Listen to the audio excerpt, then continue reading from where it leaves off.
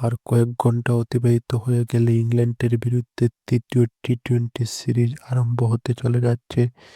তাই তৃতীয় টি-20 সিরিজে ইংল্যান্ডে জেতার জন্য আপ্রাণ চেষ্টা করবে। তার মূল কারণ, এই সিরিজটা যদি তৃতীয় নম্বর সিরিজটা হেরে যায়, তাহলে ইংল্যান্ড সিরিজ জয়ী কখনো পারবে না। আর ভারত যদি এইটা জিতে যায়, তাহলে ভারত তো সিরিজ জয় করবে।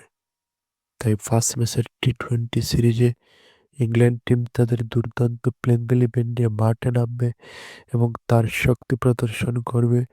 ভারতীয় টিমও দুর্দান্ত প্লেইং ইলেভেন সাজিয়ে মাঠে নামবে। যদি কোনোভাবেই ইংল্যান্ডকে হারানো যায় তৃতীয় টি-20 সিরিজে, তাহলে দুইটি টেস্ট হাতে রেখে ভারত জয় তুলে নেবে সিরিজ। তাই ইংল্যান্ড হতবাক হবে।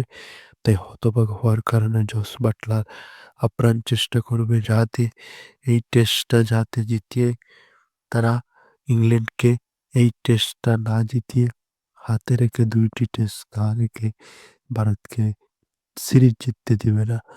তাই ইংল্যান্ডের শক্তিশালী প্লেইং ইলেভেনে কে কে থাকবে এখন দেখার বিষয়, এবং জস বাটলারের দুর্দান্ত প্রদর্শনে ভারত কি জস বাটলারের দল ইংল্যান্ডকে হারাতে পারবে এখন দেখার বিষয়।